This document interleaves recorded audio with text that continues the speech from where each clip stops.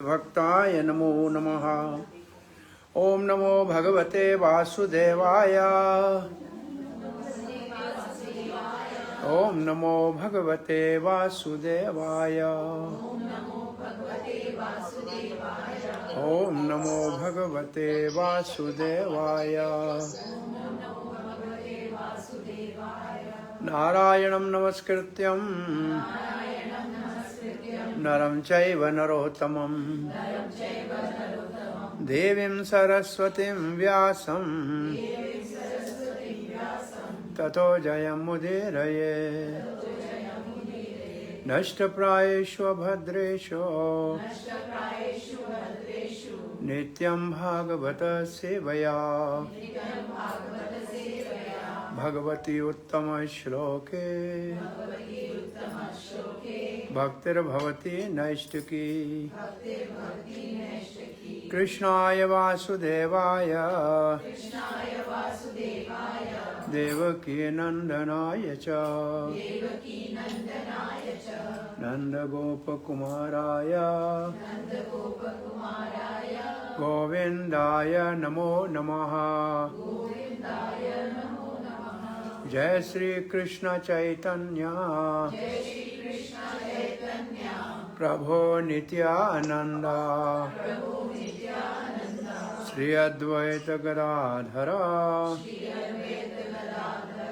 शिवासादि गौर भक्त वृंदा। हरे कृष्णा कृष्णा कृष्णा हरे हरे हरे राम राम राम हरे हरे। हरे कृष्णा। परिचित और दिलीप जी के निवास स्थान पे माता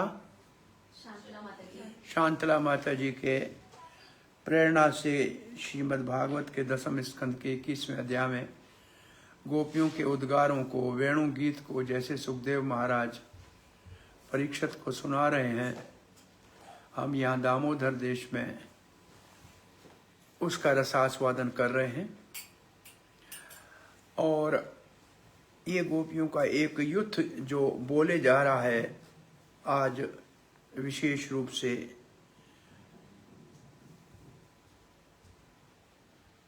जो कृष्ण का श्रृंगार घर में तो माता यशोदा करके भेजती है, लेकिन फिर वन में जाते हैं तो ग्वाल बाल भगवान का विशेष विचित्र श्रृंगार करते हैं सारे वन की सामग्री से। तो उसका आज विशेष रूप से यह वर्णन है। 8वां श्लोक पढ़ रहे हैं। चोत परवाल बृहस्तबको क उत्तपल्लाब्ज मालानो प्रक्तः परिधान विचित्र वेशो मध्ये वृजेतोरलं पशुपाल गोष्ठ्याम् रंगे यथा नटवरो क्वचित गायमानो। ये वचन द्विवचन में, 2 वचन में है। कृष्ण और बलराम दोनों का गोपों के साथ वर्णन कर रहे हैं। चूत प्रवाल का मतलब है आम के ताजे नए निकले हुए पत्ते, और ब्रह है मोर पंख, और स्तबक का मतलब है कोई फूलों का एक पूरे का पूरा गुच्छा, और उत्पला अबज, अबज कहते हैं कमल को। तो ये जो वन की सामग्री है, आम के वृक्ष के नए निकले हुए कोमल पत्ते, मोर का पंख, फूलों का एक गुच्छा और कमल। इससे क्या बनाते हैं? माला अनुप्रक्त परिधान विचित्र वेशो। भगवान का तो पहले नट जैसा विचित्र वेश तो है ही, कहीं पीला कपड़ा पहना हुआ है, रंगीन कपड़े पहने हुए हैं, उसके ऊपर ये श्रृंगार करते हैं इन चीजों से, और माला पहनाते हैं। माला का मतलब गार्लैंड है, और अनुप्रक का मतलब उसको छू रहे हैं। किसको? भगवान के कपड़ों को। विचित्र, बहुत अद्भुत की वेश हो। ऐसा सामान्य शहर में लोग नहीं पहनते हैं ये चीजें के पत्ते बत्ते सर के ऊपर नहीं डालते हैं, ऐसा नहीं करते हैं। तो ये बहुत विचित्र है, मतलब आश्चर्य में डालने वाला है। मध्य, मध्य का सबके बीच में, मध्य वर्जेतु हो, वर्जेतु का विरजन कहते चलने को, चल रहे हैं। गो चारों ओर से गोप सखा है, बीच में चल रहे हैं। विरजेतु अलम पशुपाल, पशुपाल का मतलब गोपाल, मतलब ग्वाल बाल। आश्चर्य है, अलम का मतलब है कितना बड़ा सौभाग्य है इन ग्वाल बालों का, जो बहुत निकट से भगवान श्री कृष्ण को स्पर्श कर सकते हैं, श्रृंगार कर सकते हैं, साथ चल सकते हैं। और हमारा कितना दुर्भाग्य है कि हम दूर से देख भी नहीं सकती। तो गोपियों के हृदय में एक प्रकार का संचारी भाव, इसको कहते हैं संचारी भाव। कल आपको 4 भाव बताए थे, 5वें भाव पे मिलते हैं तो रस बनता है। तो संचारी भाव में एनिवियसनेस है। ग्वाल बालों के इनको ईर्ष्या हो रही है कि देखो इनको कितना सौभाग्य है, ये भगवान का श्रृंगार भी कर सकते हैं, भगवान के साथ चल भी सकते हैं, छू भी सकते हैं, बात भी कर सकते हैं, हमको ये सौभाग्य नहीं मिल रहा है। इसको कहते हैं संचारी भाव। कौन सा? ईर्ष्या का। थोड़ी देर के लिए आता है फिर चला जाता है, तो ये संचारी भाव है ये गोपियों का। तो कल कौन से भाव बताए थे जरा याद करो। 5 भाव से रस बनता है, और सात्विक भाव। और फिर लिखा है मध्य है वृजेतोर अलम पशुपाल घोष्ठ्याम। घोष्ठ्याम का मतलब जहां भगवान गैया चराते हैं, इसका मतलब वृंदावन के वन, गोष्ठ्याम। और गोष्ठ्याम का ये अर्थ है कि ये सारे आपस में बातचीत करें, जैसे हम कहते हैं इष्टा गोष्ठी। एक घोष्ठ गौशाला को भी कहते हैं, घोष्ठ जहां गाय चराते हैं उसको भी कहते हैं। और यहां गोष्ठी का प्रभुपाद के शिष्यों ने अर्थ लिखा है, आपस में सब एक बातचीत करते हुए जा रहे हैं, सब इकट्ठे जा रहे हैं। और फिर है रंगे यथा नटवरो क्वचित गायमानो। वो दोनों भाई कैसे लग रहे हैं? जैसे नटवर हैं, अभी अभी बहुत सुंदर नृत्य करने के लिए आए हैं, ऐसे लग रहे हैं। रंगे का मतलब रंग का मंच कहते हैं, जो मंच को कहते हैं रंग मंच, जिसके ऊपर नृत्य किया जाता है। तो ऐसे लगता है कि रंग मंच के ऊपर नृत्य करने के लिए जा रहे हैं। बोला क्या कर रहे हैं? और बोला गाय मानो, गाय रहे हैं, गा रहे हैं। कौन गा रहे हैं ये नहीं बताया जा रहा है। हो सकता है ग्वाल बाल उन दोनों की सुंदरता का वर्णन कर रहे हैं, या भगवान श्री कृष्ण स्वयं कुछ गा रहे हैं बांसुरी में। तो गाय मानो का मतलब दोनों गा रहे हैं, या सब गा रहे हैं, या एक दूसरे के लिए गा रहे हैं। तो ये श्लोक का अर्थ हुआ बहुत सुंदर विचित्र वेश में सुसज्जित, गले में बनमाला पहनी हुई, और उनका श्रृंगार मोर पंख से हुआ है, और कमल से हुआ है, और कमुदनी से हुआ है, और आम के ताजे पत्तों से हुआ है, और फूल के गुच्छों से हुआ है। कृष्ण बलराम दोनों जो गोपालों के भी मध्य में बहुत ज्यादा चमक रहे हैं। ऐसे लगता है कि वो रंगमंच के ऊपर नृत्य करने जा रहे हैं, और किसी समय वो गाते भी हैं। अब कौन गाता है? सब गाते हैं, एक गाता है, सब इसमें आ जाता है। श्री प्रभुपाद के शिष्यों ने लिखा है,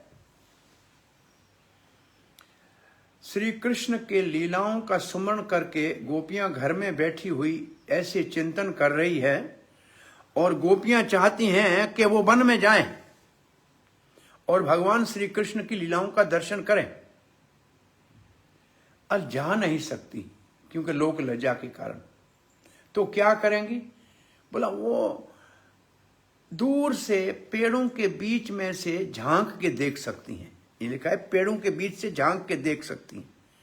उनको नहीं देखेगा कोई, लेकिन वो कृष्ण को देख सकती हैं। जब कृष्ण बलराम दोनों नृत्य करते हुए गाते हुए वन में ग्वाल बालों के साथ विचरण कर रहे हैं और उनकी इच्छा ये है कि हम वहां जाएं, लेकिन वो जा नहीं सकती हैं।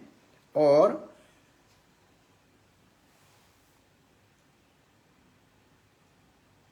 अब यहां गायमानों को लिखा ऐसे है कि गोपियों ने प्रेम का गीत गाया कृष्ण के विषय में कि वो क्या हो रहा है वहां।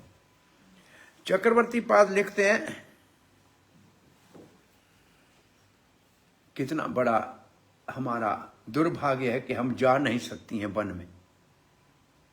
नहीं, हमको कैसे भी जाना चाहिए। दूसरी गोपी कहते नहीं, क्यों नहीं जा सकती, हमको चलना चाहिए। अरे वो बलदेव के साथ है तो हम जाएंगे भी तो उनसे बात तो नहीं कर सकते हैं। तीसरी गोपी कहती है क्या करें जाकर, वो तो बलराम जी साथ में है, इसलिए चलो दूर से पत्तों के ओट में बैठकर उनका दर्शन कर लेती हैं। ये उन्होंने निर्णय कर लिया। भाई सीधे जाने में कोई लाभ नहीं है कि बलराम जी है बड़ा तो उसके सामने हम उनसे बात नहीं कर पाएंगी, तो चलो चलती हैं, लेकिन दूर से पत्तों के बीच में उनको देख लेंगी और फिर वापस जल्दी घर आ जाएंगे। देखें तो सही वो क्या गा रहे हैं, क्या नृत्य कर रहे हैं, ये इस श्लोक का भाव है। और बाकी जो चीजें हमने कही, वो जो श्रृंगार किसका है उसका वर्णन है। और विचित्र का लिखा है कि विचित्र का मतलब भगवान ने, दोनों भाइयों ने, कहीं लाल कपड़ा है, कहीं पीला कपड़ा है, कहीं काला है, जैसे कोई नृत्य करने के लिए रंगीन कपड़े पहनते हैं, उन्होंने रंगीन कपड़े पहने। कभी कभी गा रहे हैं। गायमानु का मतलब है, एक अर्थ और गायमानु का है उनके गाने से मन में संतुष्ट होना। गायमानु का मतलब कोई गाए और संतुष्ट हो, तो ग्वाल बाल गा रहे हैं और कृष्ण बलराम संतुष्ट हो रहे हैं, या गोपियां गा रही हैं वो संतुष्ट हो रहे हैं। और दूसरा इसका अर्थ है, अरे मैं सबसे अच्छा गाता हूं, मेरे बराबर कोई नहीं गाता है। अगर बलराम कहता नहीं, कृष्ण कहता है मेरा सबसे अच्छा गाना है, मैं गाता हूं, तो एक दूसरे को अपने गाने के ऊपर बहुत बड़ा गौरव है, ये भाव है। श्रील जीव गोस्वामी लिखते हैं कि गोपियों के मन में है तो कृष्ण की प्रीति, लेकिन लोक लज्जा के कारण वो दो वचन में कह के सामान्य बात करने का प्रयास कर रही हैं और अपने जो भाव है उनको छुपाने का प्रयास कर रही हैं। लेकिन उनके हृदय में तो कृष्ण प्रेम का ही जो उद्गम हो चुका है, और इसलिए अब उनके वेश का, विचित्र वेश और इन सब का वर्णन कर रही हैं।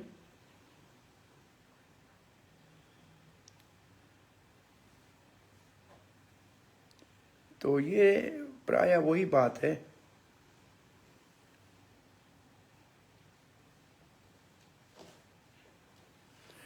कि ग्वाल वालों का कितना सौभाग्य है कि भगवान का दर्शन कर सकते हैं।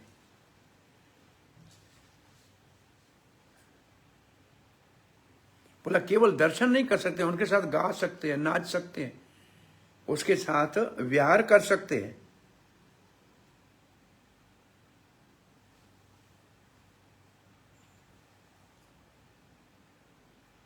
ये ग्वाल बाल बड़े भाग्यशाली हैं, कृष्ण का सानिध्य प्राप्त हुआ है, और लोक लज्जा से हम तो वहां जा नहीं सकती हैं। अब 9वां श्लोक पढ़ रहे हैं। गोप्य किमाचरदयं कुशलं स्मवेणो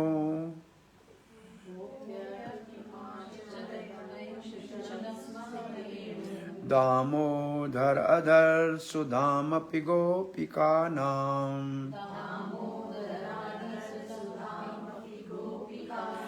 भुङ्क्ते स्वयं यद अवशिष्ट रसं हृदनि हृद्दिनो यो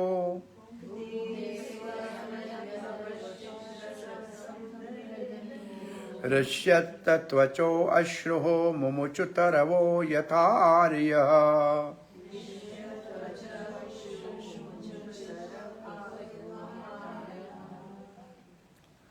गोपया किम आचरत अयम कुशलम स्मः वेणुर।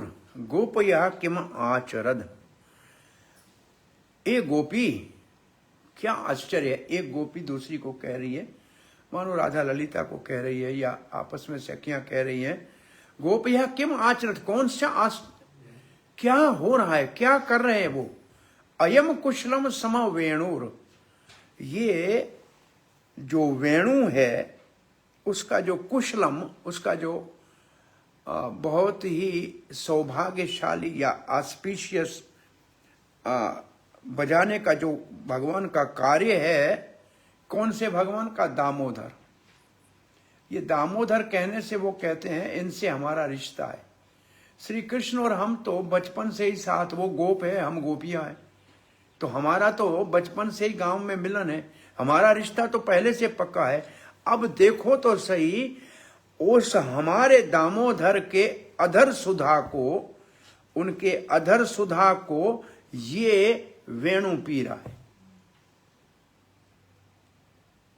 और है किसका? गोपी का नाम। ये हमारा गोपियों का अधिकार है, क्योंकि कृष्ण हमारा है।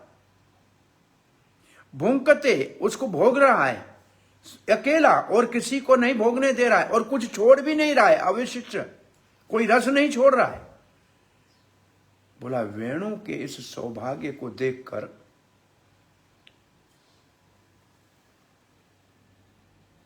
हृदय का मतलब जमुना नदी और मानसी, गंगा आदि जो ब्रज में नदियां हैं, वो बड़ी हर्षित हो रही हैं। क्यों? बोला वेणु तो हमारे किनारे पे उगता है, ये तो हमारा बेटा है, इसको इतना सौभाग्य मिला है कि भगवान के अधरों का अमृत पीने का इसको सौभाग्य मिल गया है। तो वो नदियां जो है वो हर्षित, वो बहुत ही आनंद में है, और ऐसे लगता है कि उनकी चमड़ी जो है, उनकी चमड़ी है, उसमें रोमांच कैसे हो गया, वो कमल के फूल खिल रहे हैं, उसके अंदर रोमांच हो रहा है। और जो वृक्ष हैं वो कहते हैं ये तो हमारे पुत्र हैं। ये वेणु क्या है, बांस क्या है, हम तो इनके आर्य बड़े, इनके माता पिता हैं, ये हमारा अपने वंश का है। और उनके अंदर से जो रस चू रहा है वो ऐसे है कि उनको अष्ट सात्विक भाव हुए हैं और आंसू आ रहे हैं। तो वेणु की महानता को देखकर नदियां और वृक्ष उनको अपना मानकर रोमांचित हो रहे हैं, और गोपियां ये देखकर वेणु के प्रति ईर्ष्या का भाव उत्पन्न कर रही हैं कि उनको ये सौभाग्य कैसे मिला, कौन सा उसने पुण्य किया। अब एक गोपी, अरे सुनो गोपियों, क्या पुण्य काम इस वेणु ने किया है? ऐसा कौन सा पुण्य किया है, कौन सा तप किया है, कौन सा इसने सौभाग्य इसका है कि भगवान श्री कृष्ण के अधर्मांतर को स्वयं अकेली और किसी को नहीं, और इस वेणु उसका रसास्वादन कर रहा है, जिसके ऊपर अधिकार तो हमारा गोपियों का है, क्योंकि दामोदर के साथ हमारा बचपन से ही संबंध है। दामोदर का मतलब बंधा हुआ है हमारे साथ। और इस वेणु के जो माता पिता है, बड़े हैं, आर्य है, वो बड़े प्रसन्न है और रोमांचित हो रहे हैं, और आंखों से अश्रु बहा रहे हैं। और इनकी माता नदी, जिसके किनारे पे ये वेणु के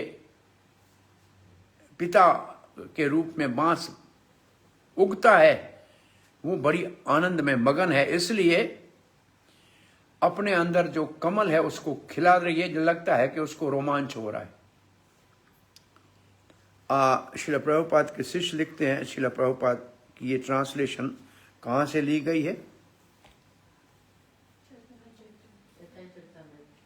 हाँ, और फिर जो दो उदाहरण दिया है कि भगवान के वेणु के सौभाग्य को देखकर वृक्ष और नदियां आनंदित हो रहे हैं असात्विक भाव से। सनातन गोस्वामी ने एक अन्य इसका अर्थ निकाला है कि वृक्ष रो रहे हैं, असल में वो खुश नहीं है, क्योंकि वो भगवान के साथ खेल नहीं सकते। ग्वाल बाल खेल रहे हैं, हम नहीं खेल सकते हैं, ये एक दूसरा भाव है वृक्ष के प्रति। और हम वृंदावन के वृक्ष, हमारा कितना बड़ा सौभाग्य है, हमको भगवान का दर्शन तो हो रहा है, लेकिन भगवान के साथ हम चल नहीं सकते हैं, क्योंकि वृक्षों को चलने का सौभाग्य नहीं है। और फिर लिखा है हमें इतना दुखी नहीं होना चाहिए। अगर कई राजा से मिलने के लिए किसी भिखारी को नहीं दिया जाए तो भिखारी को कौन सा दुख होगा? भिखारी तो हमारा तो ऐसे ही है। यहाँ ये जो भाव सनातन गोस्वामी का है वो ऐसा है असल में कि बहुत वृंदावन के वृक्ष कोई वृक्ष नहीं है, बहुत बड़े महात्मा ऋषि मुनि हैं जो वृक्ष के रूप में वहाँ रह रहे हैं। जैसे श्याम कुंड में 5 पांडव रह रहे हैं। हमारे एक मित्र है संत, उसके पास हम जाते थे, संत दास ही नाम था, कि बाबा जब कमरे की दीवार बना रहा था तो ये वृक्ष काटने की ज़रूरत थी, तो रात को सोया था तो एक ब्राह्मण आया कि मैं तो यहाँ वृक्ष के रूप में भगवान का भजन और दर्शन कर रहा हूँ, आप जब कमरा बना रहे हैं इसको काटना नहीं। तो उसने वृक्ष को अंदर ले लिया और कमरे में वृक्ष को काटा नहीं है। तो ऐसे हम कभी कभी कहते हैं वृंदावन में जहाँ अपना कृष्ण बलराम मंदिर है, श्रील प्रभुपाद जी जिस तमाल वृक्ष के नीचे बैठ के सबसे मिलते थे, वो जब सूख गया, मेरे ख्याल में ये होगा 96-7 की बात होगी, तो उसको निकाल के उसकी जगह दूसरा वृक्ष हमने लगाया था उस वक्त में इस्कान के अंदर। अब वो वृक्ष कितना भाग्यशाली है जो रोज एक मंगल आरती मिस नहीं किया उसने, रोज भगवान का दर्शन करता है, मंगल आरती सब आरती देखता है, कितने लोग आते हैं उनको देखता है, कितना उस वृक्ष का अब कितने कहाँ पैदा हुआ मालूम नहीं, क्यों उसी को लाके वहां लगाया। पुराना वृक्ष सूख गया था, उसकी लकड़ियां निकाल के सबको इतना इतना छोटी करके दे दी थी कि वो वृक्ष को स्मृति में रखोगे, प्रभुपाद इसके नीचे बैठते थे। उसकी जगह पे दूसरा लगाया, वो इतने एक ही वृक्ष पूरे वृद्ध में जिसको वहां लगने का सौभाग्य मिला, तो कोई तो उसका सौभाग्य होगा ना, वहीं आके लगा हुआ है जहां इतना सुख ले रहा है। कितना 24 घंटे कीर्तन सुन रहा है, 24 घंटे कीर्तन हो रहा है, उसको सुनने का सौभाग्य मिल रहा है। तो ये वृक्ष कोई सामान्य वृक्ष नहीं है, तो ये वृक्षों के भाव होने चाहिए, ये भी अच्छे हैं। चक्रवर्ती पाद ने इसके भाव को लिखा है, क्या सौभाग्य है, ये तो ठीक है, वो तो इसको कहते हैं, अरे ये जो हमने पहले दिन आपको बताया था, वेणु तो है पुल्लिंग और वो बन के बैठा है स्त्री कृष्ण की, उसके हाथ में रहता है, उसके होंठों में बैठा है। कौन सा इसने सौभाग्य प्राप्त किया। जैसे एक और शब्द भी है जो है पुल्लिंग लेकिन स्त्री के लिए उपयोग में आता है, वो है दारा, सुत दारा। दारा स्त्री को कहते हैं लेकिन दारा मैस्कुलिन है, फेमिनिन नहीं है। तो ऐसे ये वेणु भी है मैस्कुलिन लेकिन काम फेमिनिन का कर रहा है। जैसे दारा है, ये संस्कृत की भाषा को कह रहे हैं कि ये मुरली भी नहीं है, लिखा है दो the word Vamsi and Murli are in feminine gender, the word Venu is in masculine like the word dara in masculine, world meaning wife. What Pedi did it perform to be Krishna's wife. तो वेणु कृष्ण की पति कैसे पत्नी बन सकता है, ये तो पुरुष है। ये चक्रवर्ती का भाव है। और इसका जन्म कहां हुआ है, ये तो वृक्ष है, अचल है, जड़ है, इसको चल भी नहीं सकता है, और फिर भी ये भगवान दामोदर के अधर्मर्थ का पान कर रहा है, हम इसको सह नहीं सकती। ये हमारा गोपियों का अधिकार है।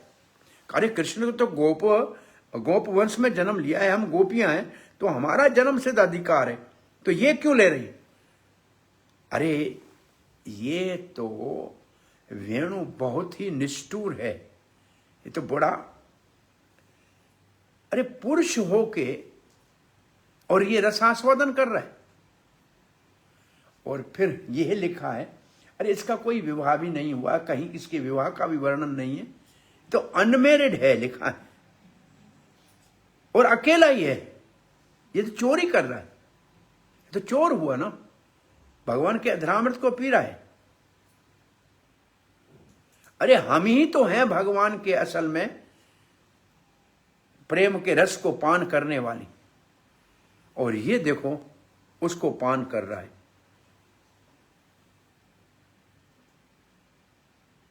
अरे कुछ नहीं छोड़ रहा है, जरा भी नहीं छोड़ रहा है।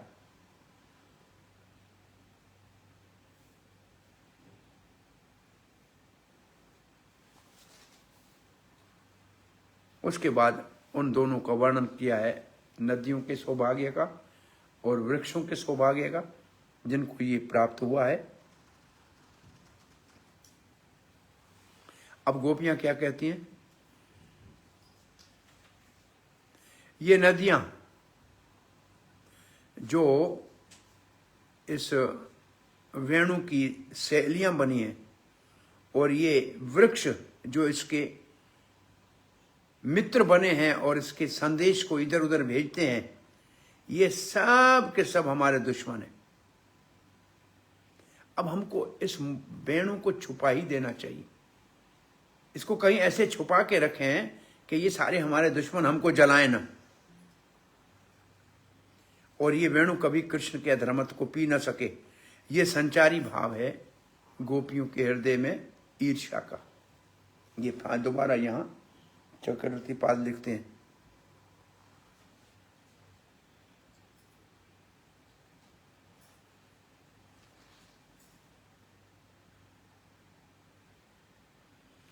जीव गोस्वामी ने भी प्राय यही बातें लिखी है। गोपी का एक और अर्थ लिखा है, वो गोपीज हैं। गोप का मतलब है किसी चीज की रक्षा करना।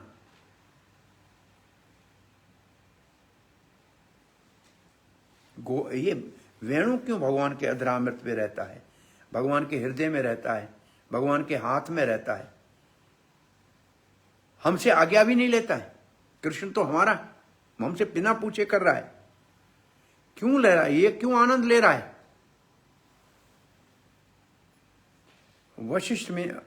विशिष्ट मीन्स रिमेनिंग, अविशिष्ट मीन्स नॉट रिमेनिंग, कुछ नहीं बचे। ठीक है, आगे का श्लोक पढ़ते हैं। दोबारा वही लिखा है कि हमको इसको छुपा के रखना चाहिए।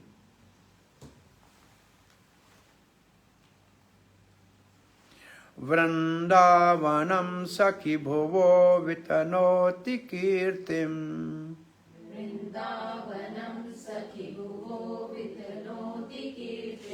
यद देवकी सुत पदाम्बुज लब्ध लक्ष्मी,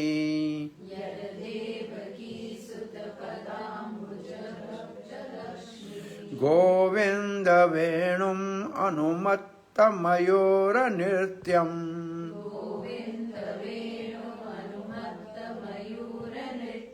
प्रेक्षादरी सानव अवरतान्य समस्त सत्वम।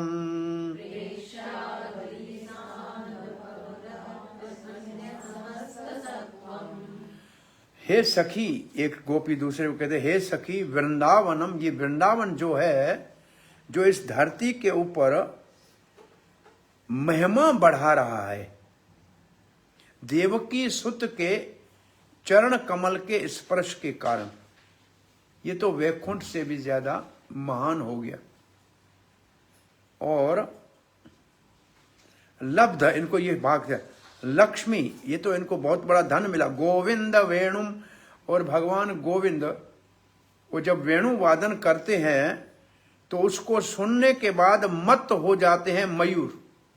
ये मोर बहुत बड़े आनंदित होकर नृत्य करने लगते हैं कृष्ण के चारों ओर से, और कृष्ण उनके नृत्य को देखते हैं तो वो उपहार के रूप में अपना मोर का पंख निकाल के कृष्ण के हाथ में देते हैं। कृष्ण उसको अपनी पगड़ी में खोंचते हैं, और इस मोर के नृत्य को देखकर जो पर्वतों के शिखर के ऊपर अन्य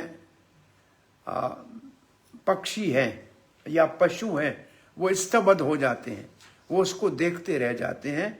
और ये सौभाग्य इनको भी प्राप्त हो गया। किसको? मोर को है, दूसरे पक्षियों को है, लेकिन हमको नहीं है। हे सखी, वृंदावन इस धरती की महिमा को बढ़ा रहा है, क्योंकि श्री कृष्ण के चरण, देवकी सुत के चरण कमलों का इसको स्पर्श प्राप्त हुआ है। अब देवकी सुत, देवकी के लिए भी यहां है, यशोदा के दो नाम है, यशोदा और देवकी। तो ये यहां देवकी का अर्थ है यशोदानंदन।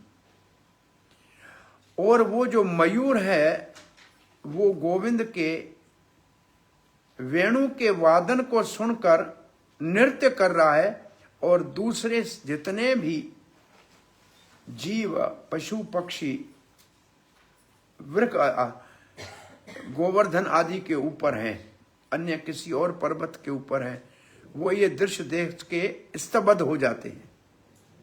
श्रीधर स्वामी ने लिखा है,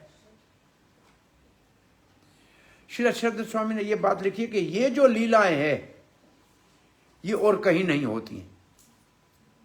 ये लीलाएं इस धरती पे होती हैं, ये वैकुंठ में भी नहीं होती हैं, और कहीं नहीं। कहाँ भाई भगवान कहाँ वैकुंठ नाथ गैया चराने जाएगा? और वैकुंठ में तो भगवान बहुत अच्छे स्लीपर पहनते हैं, तो वहां तो धरती को ये सौभाग्य ही नहीं है कि भगवान के चरणों का स्पर्श मिले। तो ये वृंदावन का ही सौभाग्य है।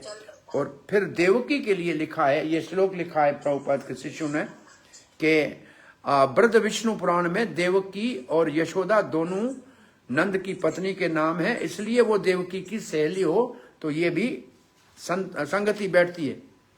चक्रवर्तीपाद ने कृष्ण लीला में ऐसे लिखा है कि जो मयूर हैं उन्होंने कृष्ण को प्रार्थना करते हैं, हे गोविंद आप ऐसी वेणु बजाओ कि हम नृत्य करें, हमारे को नचाओ।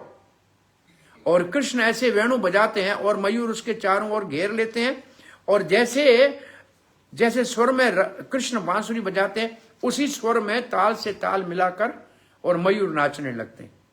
और फिर कृष्ण उनको प्रसन्न करता है तो वो उपहार के रूप में कृष्ण को अपना मोर पंख देते हैं, और कृष्ण जैसे एक अच्छे नृत्य करने वाले को कोई उपहार दे तो उसको सर के ऊपर लगा देते हैं और उनका सम्मान करते हैं। और ये दर्शन देखकर जो पर्वतों के ऊपर पशु पक्षी हैं वो उनका हिलना जुल बंद हो जाता है। श्री सनातन गोस्वामी लिखते हैं, वृंदावन में भगवान श्री कृष्ण कभी चप्पल नहीं पहनते हैं, इसलिए भगवान के चरणों के चिन्ह स्पष्ट दिखते हैं, इसलिए वैकुंठ से भी वो महान है। वितनोति विशेष भावे न तनोति, वृंदावन पूरी धरती का सम्मान विश्व में बढ़ा रहा है भगवान के चरणों के निशान के कारण। और देवकी और यशोदा भी की वही बात है, वैकुंठ में न गैया है, न गैया चराने के लिए कोई वन है, और न ही वहां कृष्ण की बांसुरी सुनने को मिलती है, और न ही मयूर वहां नाचते हैं। इसलिए ये बहुत सौभाग्य केवल वृंदावन का है।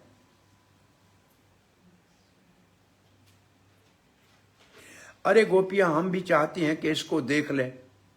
अरे पक्षियों को सुख मिल रहा है, मयूर को सुख मिल रहा है, हिरण को सुख मिल रहा है, वो जो ऊपर और जो पक्षी है वो सुख ले रहे हैं, लेकिन हमारा दुर्भाग्य देखो कि हम ये देख नहीं सकते, इसका आनंद ले नहीं सकते। श्री अजूबा गोस्वामी वृंदावन की महिमा वैकुंठ से ऊपर यही बात कहते हैं।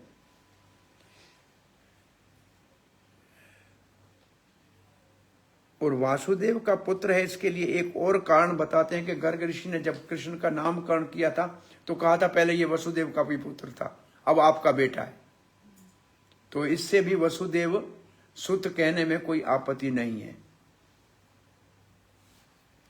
और गोविंद का नाम तो वैसे भगवान का आदि नाम गोविंद है। गोविंद का अर्थ है गायों को आनंद देने वाला, परंतु यहां गोपियां इस नाम को लेते कहती है कि असल में गोविंद वैसे भगवान का आदि नाम है, फिर भी गोविंद नाम प्रसिद्ध कब से हुआ? जब सुरभि गाय ने भगवान का अभिषेक किया गोवर्धन धारण के बाद और कहा कि आप ही हमारे इंद्र हो, अब गायों के रक्षक आप ही हो, तो आपको हम गोविंद की उपाधि देते हैं। तो ऐसे गोविंद का वर्णन है। असल में छुपाना चाह रही है कि गोविंद का मतलब है हमारी इंद्रियों को आनंद देने वाला। हम गोपियां हैं, गोपियों को आनंद देने वाला गोविंद है। गोविंद राधा गोविंद है, राधा को आनंद देने वाला गोविंद है, लेकिन फिर भी बात को छुपाने के लिए अपने भाव को ऐसे कह रही, लेकिन छुपा नहीं पा रही है, क्योंकि आगे दूसरे श्लोक में सीधा कृष्ण का नाम ले ही लेंगी। अब लिखा है विष्णु पुराण में 2 नाम है, ये बात आ गई। और गोविंद का अर्थ है राजा, गायों का राजा, ये भी दूसरा अर्थ है। अब एक बहुत अच्छी बात जीवा गोस्वामी ने लिखी है कि मोर नाचने क्यों लगते हैं। कृष्ण का जो घनश्याम सांवला रंग है वो बादल के समान है, और बादल को देख के मोर को नाचने का मन करता है। तो मोर कृष्ण को क्यों चारों ओर से घेर लेते हैं? कृष्ण के सांवले रंग को वो बादल समझ लेते हैं कि ये हमारे लिए अब गर्मी की मौसम में बहुत ठंडी वर्षा करके हमको धन्य कर देंगे। तो भगवान को घनश्याम मानकर मयूर को उनसे बहुत आसक्ति होती है। वो समझते हैं कि ये बादल के रूप में हमारे आए हैं, और जैसे बादल गरजते हैं ऐसे भगवान श्री कृष्ण की वेणु का आवाज, उसको वो बादल का गर्जना मान लेते हैं और समझते हैं कि हमारा सौभाग्य हो गया। ये एक भाव और लिखा है अपना श्री जीव गोस्वामी ने। प्रेक्षे का मतलब उनको देखने वाले। कौन उसको देख रहे हैं? जो पर्वतों के शिखर के ऊपर खड़े हैं वो देख रहे हैं और वहां स्तब्ध हो रहे हैं। मत मयूर नृत्यम प्रेक्षया। अब हम 11वां श्लोक पढ़ रहे हैं। धन्या समूढ़ गतयोऽपि हिरण्य एता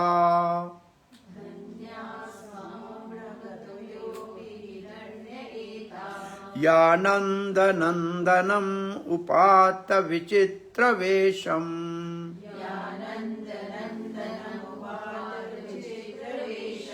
आकर्ण्य वेणुरणितं सकृष्ण सारा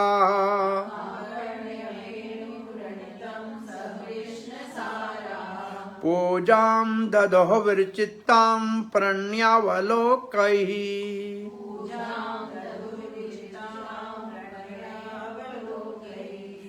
अब कह रही है धन्य सम मूढ़ गत्यो अपि हिरण्या एता। ये जो हिरण्या वन में घूम रही हैं ये कितनी सौभाग्यशाली है। ये मूर्ख हैं, जड़ है, फिर भी देखो तो सही नंद नंदन का विचित्र वेश का दर्शन करती हैं और वेणु को सुनती हैं ना। तब ये जो कृष्ण सारा है ना, इसका मतलब है उनके पति हिरण, जो कृष्ण को ही जीवन का सार मानते हैं। और जब हिरण देखते हैं कि अब मैं हमारी पत्नियां कृष्ण के और आकर्षित होकर और उसकी पूजा कर रहे हैं, तो उनके पति बड़े प्रसन्न हो जाते हैं। अरे हम कितनी अभागिनी हैं, हमारे पति तो कृष्ण से ईर्ष्या करते हैं, हम कृष्ण को एक नजर देखना चाहते हैं तो वो लड़ना शुरू कर देते हैं। तो ये गोपियों का भाव जो है हिरण्यों के सौभाग्य से, और उनके पत्नी उनकी सहायता करते हैं, इसको देख के बहुत सारा ऐसे लगता है कि कभी माताएं भक्त बनती हैं और पति भक्त नहीं बनते हैं तो बड़ी परेशानी होती है। ये भाव इसमें गोपी अपने लिए इस भाव को बता रही हैं। और पूजाम ददो विचित्रम, और सब वो पूजा कर रही हैं अपनी आंखों से, उनको देख के प्रणय अवलोक्य। कैसे देख रही हैं? प्रणय से। प्रणय का मतलब कल आपको बताया था, प्रणय का भाव, प्रेम, स्नेह, मान, प्रणय। प्रणय का मतलब अपना, समझे कि मेरे बराबर है, ये तो हमारा ही है। दो सख्य भाव में प्रणय होता है। गोपी भी राधा है, कृष्ण प्रणय विकार। प्रणय का मतलब प्रीतम और प्रेमी में कोई अंतर नहीं रह जाए, दोनों आपको एक के समान समझे। हमने कल जो कहा था वो ऐसे था कि सीक्वेंस ये है, पहले भाव उत्पन्न होता है, फिर प्रेम होता है, फिर स्नेह होता है, और स्नेह के बाद मान होता है। मान का मतलब गुस्सा करना, वो प्रेम का क्रोध। हाँ, जिस प्रेम का क्रोध करना, तो राधा को कभी मान होता है तो माननी कहते, माननी राधा। और मान के बाद होता है प्रणय, प्रणय के बाद होता है राग, अनुराग, भाव, महाभाव। तो ये महाभाव सबसे ऊपर का स्तर है और ये केवल माधुर्य रस के भक्तों में पाया जाता है। प्रणय सखाओं में पाया जाता है, क्योंकि सखा समझते हैं हम बराबर है, जैसे कृष्ण कह के सुदामा मेरे समान, मैं सुदामा के समान। तो प्रणय तक तो सखाओं में पाया जाता है। सखा क्रोध भी करते हैं, गुस्सा भी करते हैं, तुम क्यों नहीं आए, देर से क्यों आए, ये भी सखाओं में पाया जाता है। लेकिन महाभाव सखाओं का, अनुराग ये सखाओं में नहीं है, ये माधुर्य भाव में है। और महाभाव स्वरूपिणी राधा है, ये राधा का भाव सबसे ऊपर है। तो यहां जो प्रणय है, प्रणय अवलोक्य, वो जो हिरनियां देखती हैं ना कृष्ण को, जब वो बांसुरी बजाता है, नंद नंदन, सीधा नाम ले रहे हैं, नंद नंदन जब बांसुरी बजाते हैं, उसको जब प्रेम से वो देखती हैं, वो कैसा प्रेम, अरे हमारे को दर्शन मिला है, हमारे पति हमारी सहायता कर रहे हैं, इसकी पूजा करने के लिए हमारे को आशीर्वाद दे रहे हैं, अनुमति दे रहे हैं कि ठीक है कर लो कर लो। ये इसका भाव है श्लोक का। देखो सौभाग्य इन मूर्ख हिरनियों का, जो महाराज नंद के पुत्र, जो बहुत सुंदर वेश में वेणु वादन कर रहे हैं और अपने पतियों के साथ उनकी प्रेम से पूजा कर रही हैं।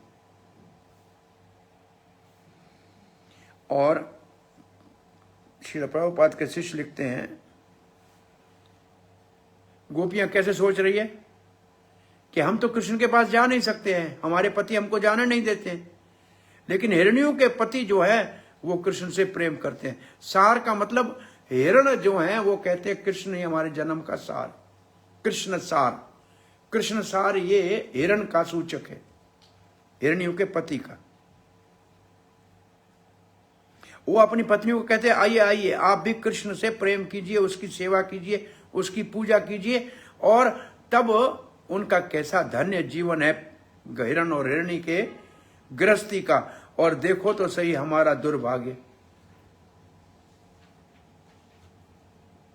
वो अपने पत्नी को साथ ले जाते हैं कृष्ण की पूजा के लिए, और हमारा दुर्भाग्य है कि हमारे घर वाले सूंघ भी लेना कि हम कृष्ण से प्रेम करते हैं तो भी बड़ा उधम मचा देते हैं और घर में झगड़ा हो जाता है। इसलिए हमारे जीवन का क्या लाभ है। गोपियां कहती है हम बहुत बड़ी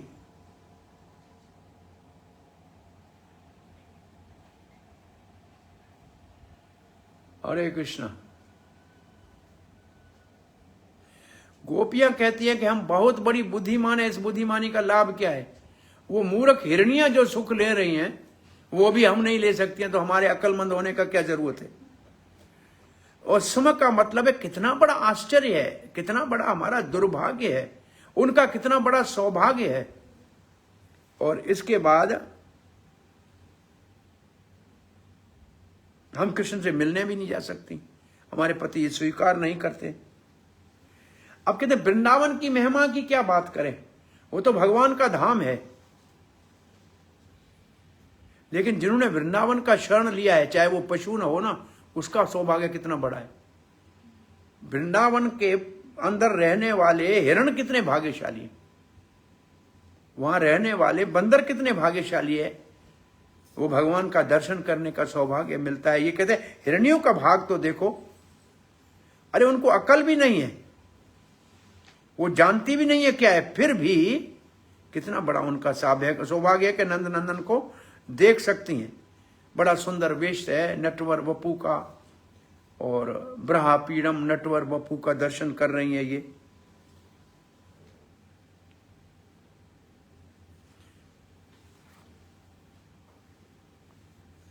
कृष्ण सार, इसका मतलब हिरण जो हिरनियों के साथ है वो पूजा कर रही हैं। सनातन गोस्वामी ने भी यही कुछ लिखा है, आगे का श्लोक पढ़ रहे हैं।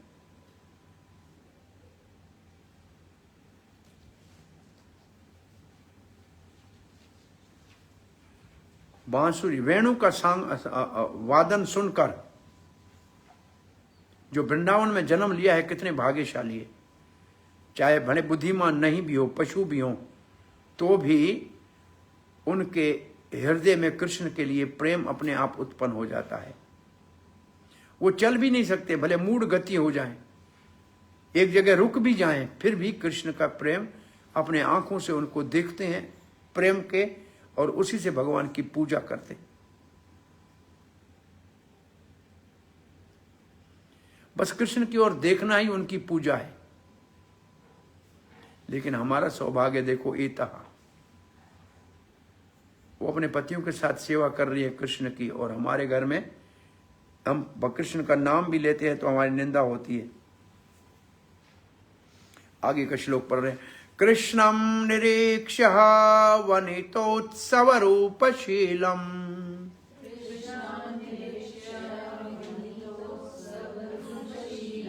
श्रुत्वा च तकाणितवेणो विक्तगीतम्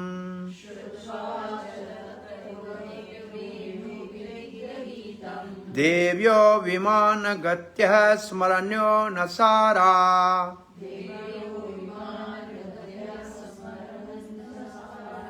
भ्रश्यः प्रसूनः कबरा मोहो विनियवः।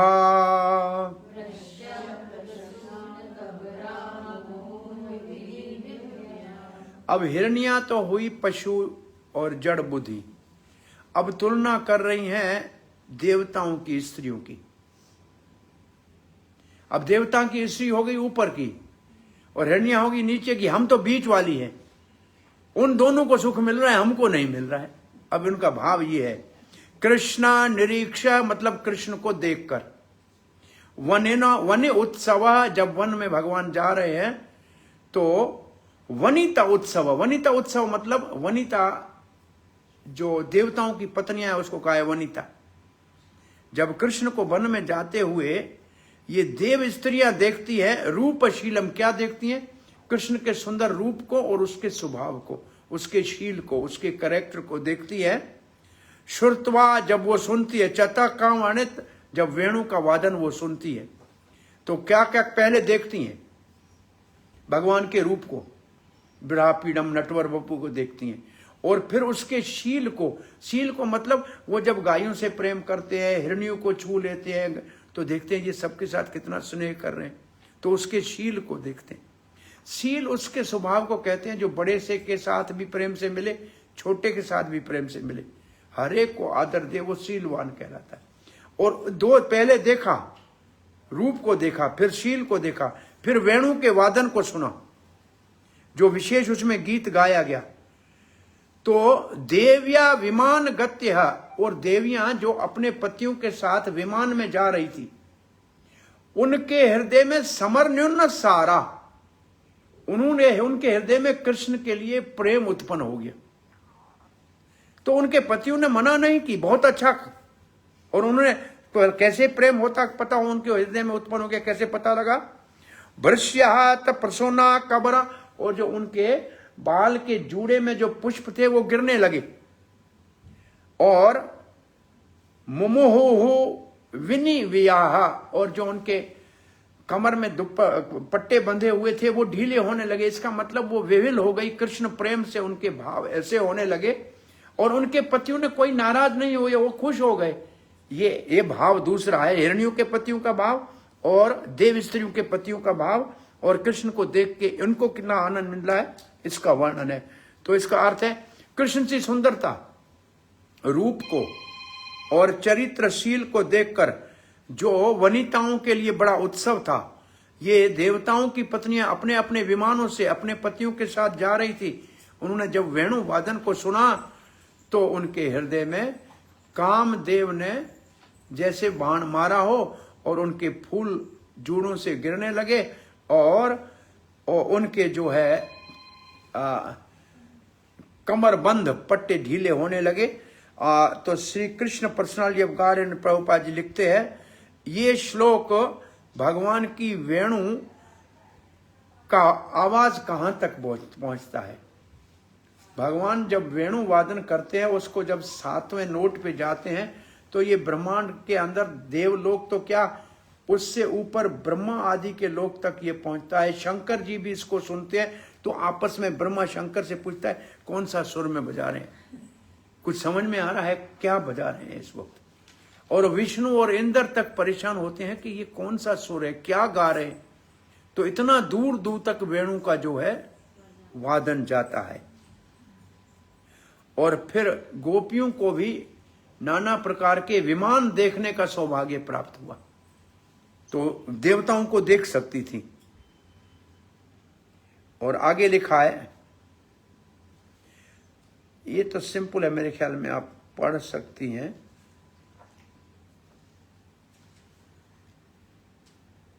लिखा यह है कि देवांगनाएं अपने पतियों के साथ बैठी हुई थी, वो भी कृष्ण की वेणु के वादन को सुनकर प्रेम में विभोर हो गई। तो हमारा कौन सा दोष है, हम तो संसार की और गोपियां हैं, गोप में एक गांव की गोपियां हैं, हमारे हृदय में ये कृष्ण के लिए प्रेम हो तो कौन सी बड़ी बात है। जब इतनी बड़ी देवताओं की स्त्रियां जिनको स्वर्ग का सुख है वो भी कृष्ण की ओर आकर्षित हो रही हैं, तो हम हो जाए इसमें कौन सी बड़ी बात है। अरे हमारा तो हक है, ये तो हमारा अपना है, ये तो ब्रज में है, ये गोप कुमार है, इससे हमारा बहुत घनिष्ठ रिश्ता है। और फिर ये देवता भी अपनी पतियों के ऊपर नाराज नहीं होते हैं, लेकिन हमारे पति हमारे ऊपर नाराज होते हैं। चक्रवर्ती पाद लिखते हैं, अरे कृष्ण तो एक गोप है और हम गोपियां हैं, तो कृष्ण के प्रति हमारा आकर्षण तो स्वाभाविक है। अरे यहां देखो, हर एक जीव जंतु कृष्ण से प्रेम करता है, और कृष्ण के रूप और शील को देखकर स्वर्ग की नारियां भी आकर्षित होती हैं।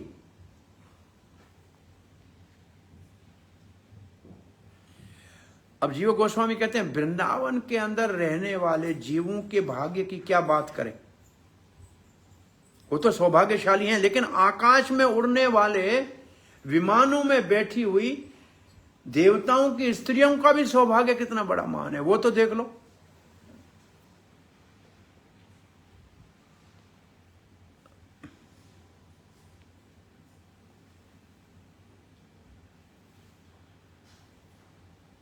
एक शब्द संस्कृत का एक भाव का शब्द लिखा है, जो गोपियों के जो देवताओं की स्त्रियों के हृदय में कृष्ण प्रेम का उत्पन्न हुआ, उसके लिए एक शब्द है मोटाइता। मोटाइता कांता समरणा अवरा तो हृदय यद भाव भाविता प्राकट्यम अभिलाषस्य मोटाइतम उद्यते उदीर्यते। तो मोटाइतम किसको कहते हैं, जब अपने प्रेमी को का याद आ जाए और दिल में उसको मिलने का भाव हो जाए, तब जो एक स्थिति होती है प्रेम करने वाले की, उसको मोतायता कहते हैं। तो ये मोतायता जो है, ये हृदय के अंदर स्थायी भाव के उदय को कहते हैं, जो कृष्ण को याद करके उनसे मिलने का हो। और हमारा दुर्भाग्य है कि हम ऐसे कर नहीं सकते। 13वां श्लोक पढ़ रहे हैं। अब यहां तक तो हिरण्यों का भी भाव कृष्ण के प्रति माधुर्य है और देवांगनाओं का भी भाव माधुर्य है, लेकिन अब कहते हैं केवल कृष्ण से प्रेम करने माधुर्य वाले नहीं है, वात्सल्य वाले भी देखो। तो ये 11वां श्लोक है, गावश्च कृष्ण मुख निर्गत वेणु गीता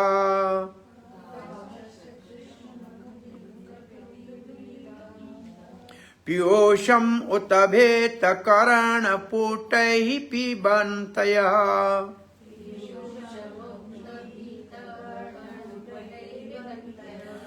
स्वाहा स्नोत स्तनपैः कवला स्मस्तस्थो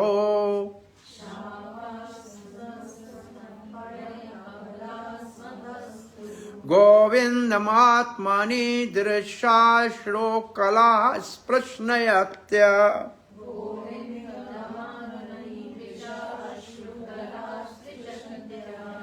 ये जो गाय है कृष्ण के मुख को देखते हैं और वेणु वादन को देखती हैं, तो अपने कानों को ऐसे ऊपर करके कानों के द्वारा उस अमृत को पीने का जो भाव उनका है, और उनके बच्चे जो उनका दूध उनके मुंह में पड़ा है, वो दूध मुंह में रह गया, वहां से नीचे गिर रहा, पी नहीं रहे हैं।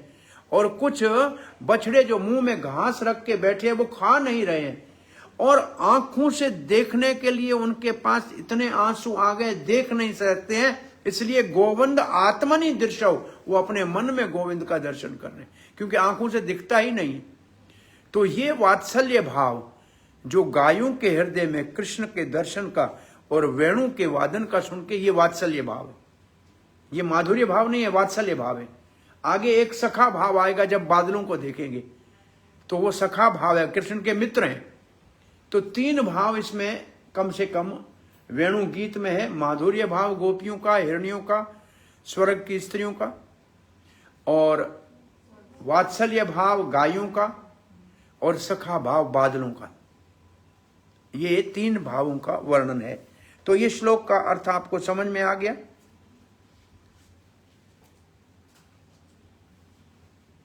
सिर्फ कांता भाव में वेणु किसी को परेशान करती है, नहीं, वात्सल्य भाव वाले भी आनंदित हो जाते हैं। ये चक्रवर्ती पाद कहते हैं, वात्सल्य भाव वालों। और गाय समझती है कि हमारे कृष्ण हमारी गोद में आए, हमारा दूध पी ले, जैसे हमारे बछड़े पी रहे हैं, ऐसे उनका भाव है। अब हम आगे का श्लोक पढ़ते हैं। समय मेरे ख्याल में आज भी हो गया, लगता है कुछ उठ रहे हैं, मतलब समय हो गया। प्रायो बाताम्ब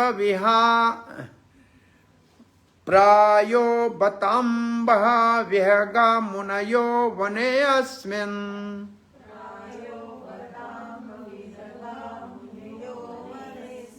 कृष्णे क्षितं तद उदितं कलवेणुगीतम्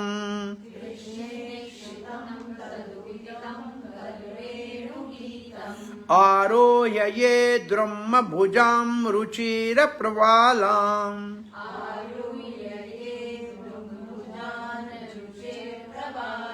शृण्वन्ति मिलित दृश्यो विगतान्यवाचा।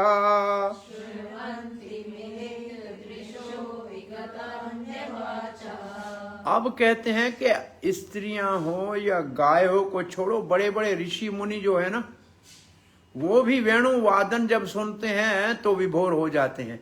लेकिन यहां उदाहरण किसका दे रहे हैं? ये जो पक्षी वृक्षों के ऊपर बैठे हैं, ये श्री कृष्ण के वेणु वादन सुन के आंखें बंद करके मुनियों की तरह ध्यान में बैठ जाते हैं। और जिस डाली के ऊपर बैठे हैं, उस डाली के अंदर तो नए नए पत्ते अपने आप रोमांच के कारण निकलने शुरू हो जाते हैं, और इतना वातावरण होता है कि बहने वाली नदियां रुक जाती हैं, और कभी न हिलने वाले पर्वत और वृक्ष जो हिलने लगते हैं, और पत्थर पिघलने लगता है। ये वेणु का प्रभाव कितना अद्भुत है। लेकिन इस श्लोक में जो पक्षी हैं, विहगा का मतलब पक्षी, उड़ने वाले, और यहां प्राया का मतलब ऑलमोस्ट, और बत अम्ब का मतलब गोपी। एक इस यहां कह रही, अरे मेरी मां सुन तो सही, दूसरी गोपी को मां करके संबोधन कर रही। अम्ब का मतलब मां।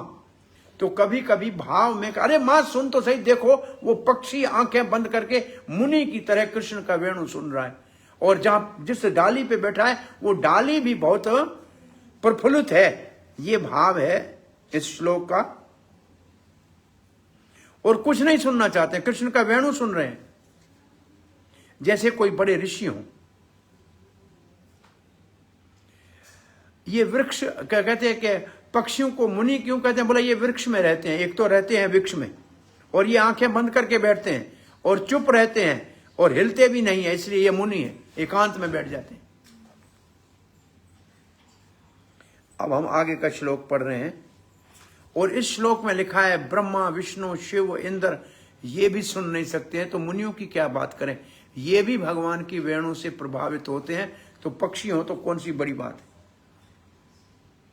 अब आगे नदियों की महिमा बाल है। नद्योस्तदा तब उद्धार्य मुकुंद गीतम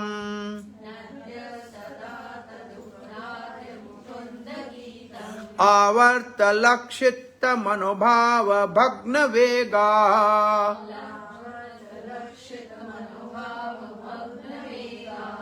आलिंगन स्थिगतः उर्मि भुजै मुरारे।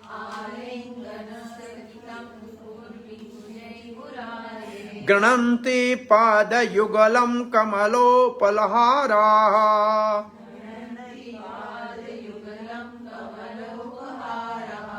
अब नदियों का सौभाग्य देखो कि मुकुंद की वेणु का गीत सुनते ही उनका बहना बंद हो जाता है, इसलिए उनके अंदर भंवर बन जाता है और भंवर से कमल उखड़ जाते हैं और कमलों का उपहार भगवान श्री कृष्ण को देती हैं। और फिर जब पानी रुक जाता है तो पानी बढ़ने लगता है और अपनी छोलियों से जो वेव्स हैं उससे कृष्ण के चरणों का आलिंगन करती है और फिर इतना भाव है बढ़ती बढ़ती कृष्ण की छाती तक जाके पहुंचती है। नदियों को कितना बड़ा सौभाग्य है कि उनके अंदर भी एक पानी रुक जाता है, व्रलपूल हो जाता है, भगवान के मुरारी के चरण कमलों का आलिंगन करते हैं। पदौ युगलम, चरण कमलों को, ये नदियों का कितना बड़ा सौभाग्य। उनका मन जो है बड़ा प्रफुल्लित होता है, उनका बहना बंद हो जाता है। ये इस श्लोक का भाव है।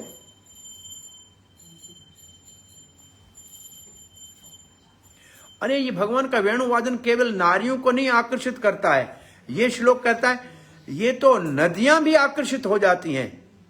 कमल, कमल वैसे कमल लक्ष्मी को भी कहते हैं कमला, और कमल कमल फूल को भी कहते हैं,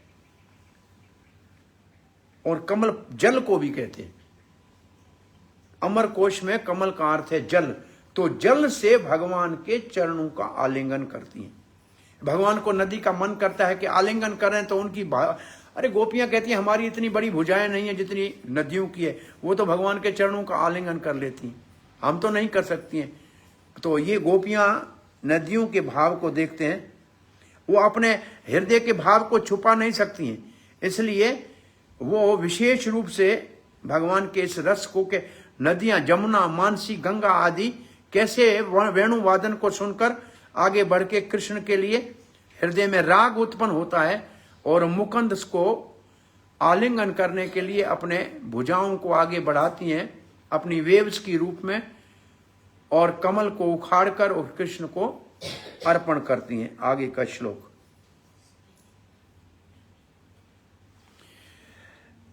दृष्ट्वा तपे व्रज पशुं स राम गोपै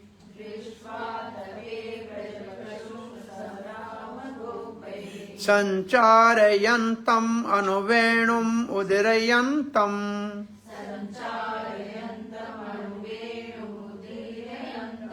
प्रेमः प्रवृद्ध उदितः कुसुमावलिभिः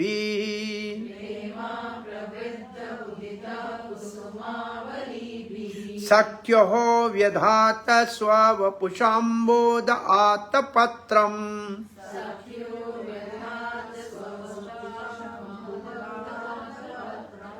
आतपत्रम संस्कृत का शब्द है, इसका मतलब है छाता। पत्रम का मतलब जो रोके, ताप को जो रोके ऊपर से, उसको कहते हैं आतपत्रम, मतलब छाता। तो ये है सखा भाव। बादल जो है दृष्टवा आतपे, देखा कि बहुत गर्मी हो गई है। किसने देखा? बादलों ने। किसको गर्मी लग रही है? ब्रज पशुन, जे ब्रज के पशुओं को बहुत गर्मी लग रही है। सराम गोपई, अरे गायों को गर्मी लग रही है, कृष्ण बलराम को गर्मी लग रही है, ग्वाल बालों को गर्मी लग रही है। उनकी गर्मी का जैसे उनके हृदय में भाव आया कि इनको पीड़ा होती होगी। संचारयतम अनुवेणु उदीरणयन्तम, जैसे ही भगवान ने वेणु, इसका अर्थ एक ये होता है कि भगवान ने इस वक्त वेणु में मल्हार राग गाया, और मल्हार राग करके आकाश में बादल अपने आप आ गए। तो भगवान ने देखा कि गर्मी हो गई है, मेरे पशु दुखी हो रहे हैं, इसलिए भगवान ने वेणु में मल्हार राग गाया। और फिर क्या हुआ? प्रेम विवर्ध उदित कुसुमावली, तो जो सारे बूंदों से बने हुए बादल है ना, कुसुमावली का मतलब बूंदों के बने हुए बादल, उन्होंने क्या किया? वो आपस में प्रेम में विभोर हो गए और सख्य हो व्यदात, हमारे मित्र हैं, सखा भाव से। अरे क्यों मित्र है? बोला इनका रंग मेरे जैसा। बादल कहते हैं हम भी घनश्याम और ये भी घनश्याम। भाई घन का मतलब सांवला, तो ये भी श्याम वर्ण, हम भी श्याम वर्ण, तो हमारा भाई है। ये भी दो लोगों को सुख देता है, हम भी लोगों को छाया देते हैं, तो हमारा आपस में रिश्ता है। इसको कहते हैं हम भाई भाई हैं। एक पुराने जमाने में एक गांव का आदमी शहर में आया, जानता किसी को नहीं था। किसी घर में नीम का पेड़ खड़ा था, उसका दरवाजा खटखटाया, तो दरवाजा खोला, बोला मेरा भाई का घर है, मैं आया। बोला हम तो जानते नहीं हैं आपको। बोला नहीं हम भाई हैं। तो उन्होंने कहा चलो कोई होगा तो आया होगा, उसको भोजन वोजन कराया, बिठाया। उसका जब घर का मालिक आया, भाई कौन है, कहाँ से आया? बोला ये आपका भाई कह रहे, भोजन वोजन खा चुका। तो उसने बोला भाई कैसे हम भाई हैं? बोला भाई हम भाई किस बात में, मेरे घर में भी नीम का पेड़ है, आपके घर में भी नीम का पेड़ है, तो हम नीम भाई है, नीम के पेड़ वाले भाई हैं। तो बादलों ने कहा तुम्हारा रंग भी सांवला, हमारा रंग भी सांवला, तुम भी छाया देते हो लोगों को, हम भी छाया देते हैं, तो चलो हम भाई भाई हैं। तो ये मित्रता है। स्व वपुषा अम्बुध, अम्बुध कहते हैं बादलों के रूप में। और क्या किया? आतपत्रम, छाता बन गए। तो सखा रस में भगवान के वेणु वादन को सुनकर आकाश में बादल उनको गर्मी से बचाने के लिए छाया देने लगे। ये बादलों का भाव है। आगे का श्लोक पढ़ते हैं, पूरा ही कर लेते हैं आज। पूर्णाः पुलेन्द्य और गाय पदाम जराग,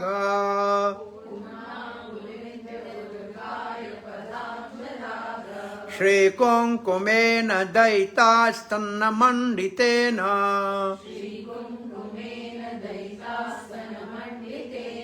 तद्दर्शन स्मररुजस्तृण रुचेतेन,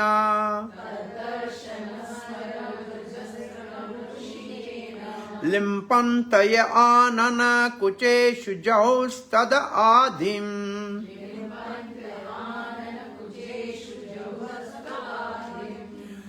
पूर्णः पुलिंदिया, पुलिंदिया कहते हैं भीलनियों को। जो जंगल के अंदर आदिवासी भीलनियां हैं उसको कहते हैं पुलिंद।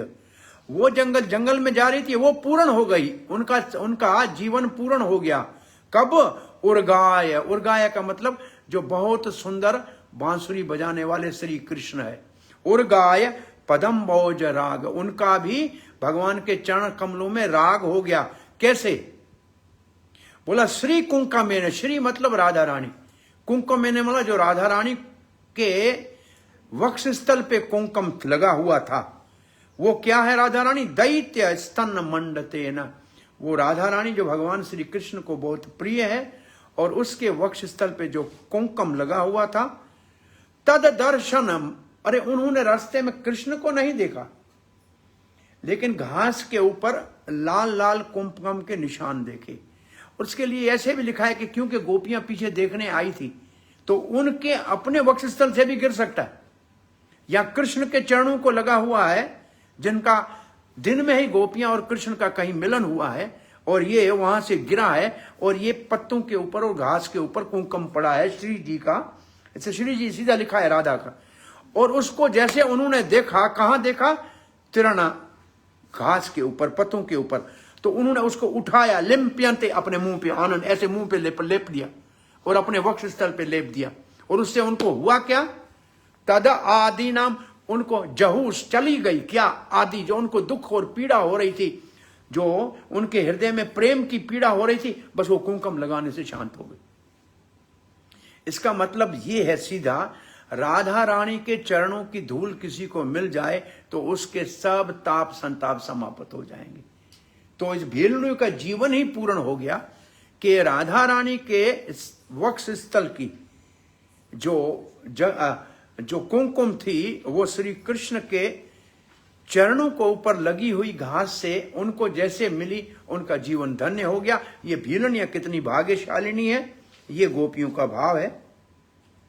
इसका तात्पर्य भी काफी लंबा है, आप पढ़ सकते हैं। पुलिंद वुमेन हैव रीच परफेक्शन, अरे हमारा तो सौभाग्य नहीं, हमको नहीं मिला ये भाव। क्यों है वो जीवन पूर्ण?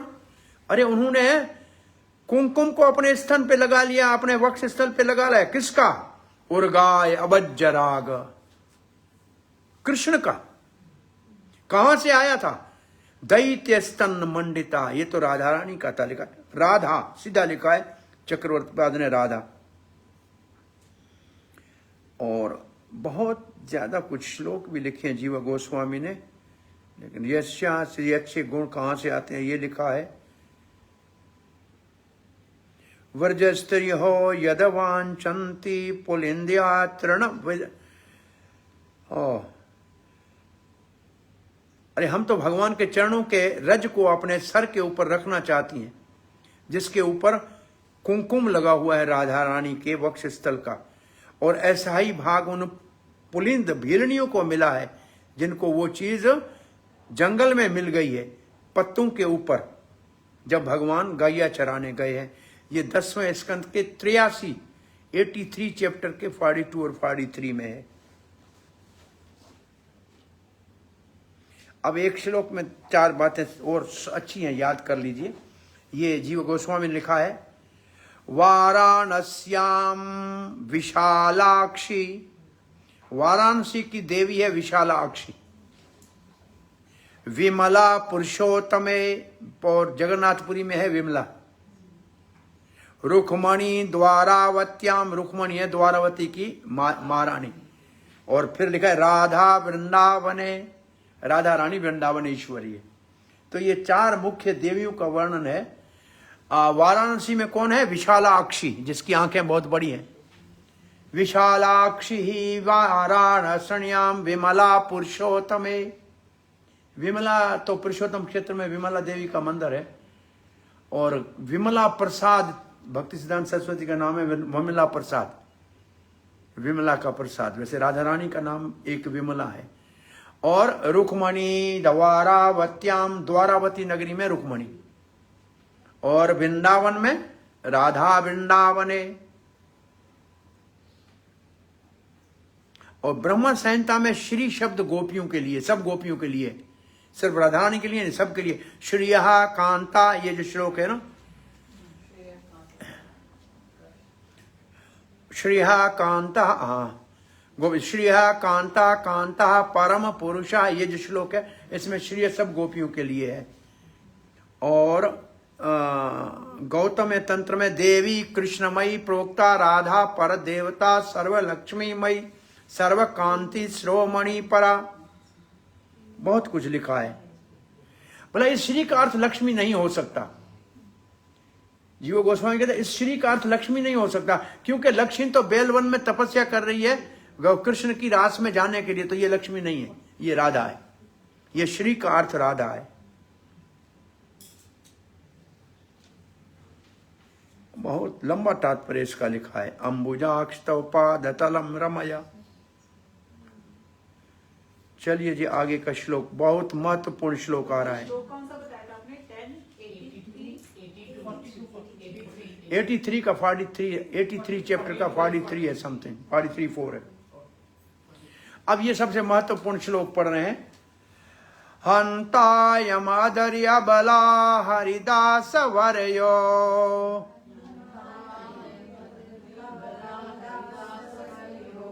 यद राम कृष्ण चरण स्पर्श परमोदः,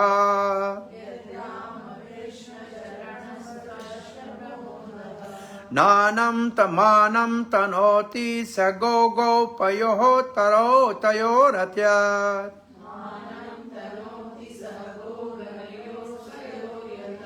पाणिः सुयवास कंद्रः कंदमूलैः,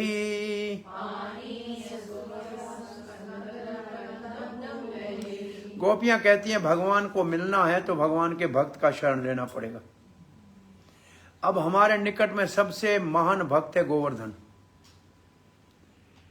तो हंत अयम अद्री, अरे सुन गोपी सहेली, ये जो सामने है ना गोवर्धन, हम अबला है ना स्त्रियां, चलो गोवर्धन का शरण लेते हैं, बलवान हो जाएंगी। गोवर्धन भगवान का बहुत बड़ा भक्त है। तो भगवान के भागवत में 3 को हरिदास वर्यो कहा गया है। हरि के दास का, वर का मतलब मान, हरि के दासों में सबसे मान 3 है। और 3 के लिए शब्द ऐसे लिखे हैं, ये मैं चक्रवर्ती पाद ने तीनों श्लोकों को शायद दिया है। अच्छा जी, 3 मेन डिवोटीज, युधिष्ठिर, उद्धव और गोवर्धन। युधिष्ठिर हरिदास वर्य है, उससे मान उद्धव है, उद्धव से मान गोवर्धन है। गोवर्धन हम भक्तों के लिए तो भगवान का रूप है, लेकिन गोपियों के लिए भगवान का मान भक्त है। गोपियों का भाव गोवर्धन के लिए मान भक्त का है, और हम भक्तों के लिए गोवर्धन भगवान का स्वरूप है। अब ये तीनों के श्लोक पढ़ रहा हूं, कहां से है तो आप देख लीजिएगा। हरिदासाकरण 3 प्लेसेस इन भागवतम। हरिदास्य राजऋष्ये राजसूयम महोदय। युधिष्ठिर महाराज के लिए ये राजसूय यज्ञ के समय आया है। ये शब्द क्या आया है? शब्द हरिदा, हाँ ये शब्द है राज हरिदास्य, हरिदास्य राजऋषे राजसूयम महोदय, माने हरिदास युधिष्ठिर के राजसूय यज्ञ में जहां भगवान गए थे, ये पहला हरिदास। दूसरा हरिदास, कृष्ण सुस्मर्यन रेमे हरिदासो व्रजौ कसम, ये है उद्धव के लिए। स्मरयन, जब स्मरण कर रहा था, रेमे हरिदास हो, जो हरिदास का, वनो व्रजो कसाम, ब्रजवासी स्त्रियों का, ये बड़ा महान भक्त है। जब भगवान ने उद्धव को ब्रजवासियों के गोपियों के पास संदेश देके भेजा था, तब वहां हरिदास वर्य हुए। और फिर यहां है इस श्लोक में गोवर्धन हरिदास वर्य। तो युधिष्ठिर से हरिदास वर्य महान है उद्धव, उद्धव से महान है गोवर्धन। तो हम गोवर्धन का शरण लेते हैं, ये कह रही है गोपियां। तो मिलेगा क्या? गोवर्धन क्या करता है? श्लोक कह रहा है, यद राम कृष्ण चरण स्पर्श, अरे भगवान श्री कृष्ण और बलराम के चरणों का स्पर्श करके आनंद में, प्रमोद में विभोर हो जाता है। क्या कब, और देता क्या है भगवान को? मानम तनोति, भगवान को बहुत बड़ा मान देता है। सह गो, भगवान को, भगवान की गायों को, गोपियों को, सबको, गोपों को, सबको सुख देता है। क्या? पानी देता है पीने के लिए, और जूस देता है। किसका? हनी का जूस देता है, और मधु का देता है, आम का जूस देता है, पीलू का जूस देता है, लिखा है। पीलू ने कहा, आपने नाम सुना है? पीलू का एक छोटा फल होता है, जो एक बार चैतन्य महाप्रभु को वृंदावन से भेजा, और जो बंगाली भक्तों ने खाया, उसका बीज बहुत कड़वा आता है। दांत बीज के ऊपर आया, सब थूक रहे थे कि उसको खाने के लिए कला चाहिए, ऊपर से चूस के खाना है और बीज को बाहर फेंकना है। और उसको खाने में, तो चैतन्य महाप्रभु ने कहा, तुम्हें खाना नहीं आता है। तो ये पीलू, आप ब्रज में खास करके ये बहुत से मधुबन में जाएंगे तो बहुत से ऐसे पेड़ हैं जो जैसे झुके हैं, उसके अंदर पीलू का फल इतना छोटा, इतना बेर से भी छोटा होता है, उसको पीलू कहते हैं। वो जब पक जाता है ना, तो लाल जैसे रंग का होता है, उसके अंदर बीज बहुत कड़वा होता है, लेकिन उसको ऊपर ऊपर से खाना है, ठीक नहीं खाया तो मुंह पक जाएगा। तो पीलू का जूस बना है, ये पीलू का नाम लिखा है आचार्यों ने यहाँ। ये जूस देता है, और द्रव्य घास देता है, जो पूजा में काम आता है। गायों के लिए बड़ा पौष्टिक घास देता है। और गोवर्धन ऐसा है, गर्मी में भगवान चरण रखेंगे तो ठंडा हो जाएगा, और ठंडी में रखेगा तो पत्थर गर्म हो जाएगा। जैसा भगवान को वातावरण चाहिए, ऐसे कंदरा देते हैं। और फिर आखिर में क्या लिया? कंदमूल देते हैं, भगवान को खाने के लिए फल फ्रूट देते हैं। तो गोवर्धन इतनी भगवान की सेवा करते हैं, भगवान की नहीं, गायों की भी करता है, और गोपालों की भी करता है। इसलिए चलो गोवर्धन का शरण लेते हैं, तो हमारे को वहां से कृष्ण की सेवा मिल जाएगी। ये गोपियों का भाव है।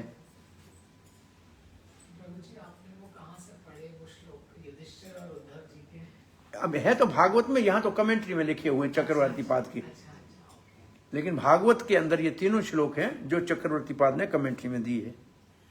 O friend, without the shelter of great devotee our desire will never be fulfilled. किसी महान भक्त का शरण नहीं लेंगे तो हम सुखी नहीं। तो चलिए, अरे गर्ग ऋषि ने कहा था, गार्गी से हमने सुना है कि हरि का सबसे बड़ा दास गोवर्धन है, चलो गोवर्धन चलते।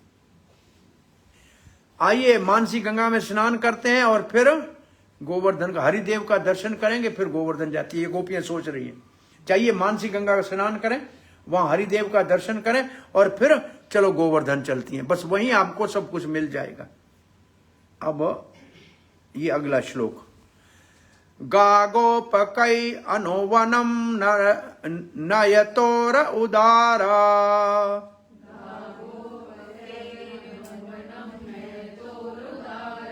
वेणो स्वनैः कलपदैस्तनो भृतसो सख्य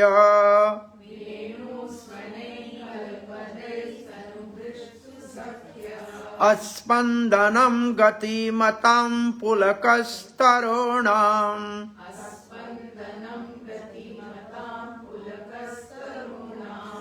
निरयोगपाशकृतः लक्षणयोरविचित्रम्।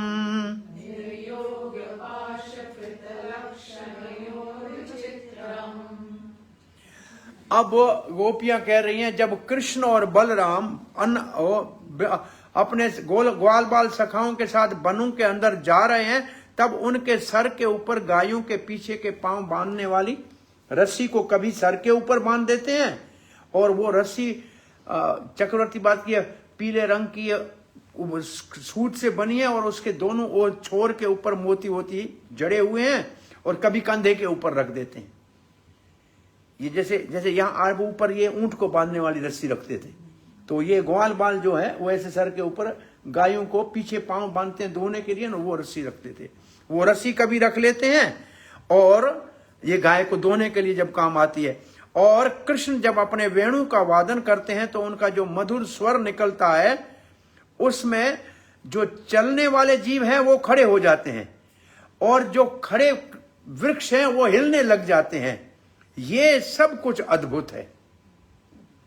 तो इसमें विशेष उनका दर्शन कर रही हैं वन में जाते समय, जो उनका रूप में ये गाय धोने वाली रस्सी की बात कर रहे हैं। वेणु वादन का प्रभाव कहते हैं जड़ को चेतन कर देता है, चेतन को जड़ कर देता है। तो ये चेतन जड़ हो जाता है और जड़ चेतन हो जाता है, ये उनकी बांसुरी का अद्भुत प्रभाव है। अब हमारा मेरे ख्याल में अंतिम श्लोक हुआ। हाँ, अंतिम श्लोक है, एवं विधा भगवतो वा वृंदावनचारिणः वर्णयन्तो मिथो गोप्यः क्रीडास्तनमयतां ययोः। अब ये हमारे काम का श्लोक है। एवं विधा भगवतो, इस प्रकार, एवं विधा मतलब ऐसा, इस प्रकार का भगवान के विषय में जो बातचीत की, जब वो गैया चारने गए थे वृंदावन में, आपस में गोपियां जो चर्चा कर रही थी उनकी लीला की, तन्मयताम तयुः, तन्मयताम ययु, वो सब तन्मय हो गई। अब उसमें वो ऐसे तन्मय हो गई का मतलब वो साक्षात कृष्ण की लीलाओं को अपने हृदय में देखने लगी। अब उनकी बात करने से, जैसे कथा करते हैं, कथा सुनते हैं, जैसे हमने ये वेणु गीत कहा सुना, तो होना ये चाहिए कि हम इसमें इतने तन्मय हो जाएं कि जो ये लीलाएं हो रही हैं ब्रज में उन सबको हम अपने हृदय में देख सकें। तो गोपियां तन्मय हो गई। ये बातें कर आपस, मिथो का मतलब आपस में बातें करती हुई। ये लास्ट वाले 4-5 श्लोक दूसरे गोपियों के ग्रुप ने गाया है, ऐसे लिखा है कि दूसरे ग्रुप ने गाया है। और आई थिंक श्रीपद वल्लभ आचार्य ने मेरे ख्याल नाम लिखे हैं कौन सी गोपी ने क्या गाया, उनके अपने टीका में कुछ और है। तो यहां अपना ये आज वेणु गीत पूरा होता है। हरे कृष्ण। प्रभुपाद ने क्या लिखा है लास्ट श्लोक के परपट में, this is the perfect example of Krishna consciousness, somehow or other we should be engrossed in the thought of Krishna. Gopis are not born from the Brahman Kshatriya family की नहीं है, वो कावड़ है, फिर भी वो ऐसे भगवान के ध्यान में बैठ सकती हैं। तो हम सब बैठ सकते हैं। हरे कृष्ण। तो हमारा गोपी गीत आप हमने आज जल्दी पूरा कर दिया, थोड़ा फास्ट ही किया लेकिन ठीक है, पूरा हो गया। कोई प्रश्न जिज्ञासा है? लेट हो गए? श्रील प्रभुपाद की जय।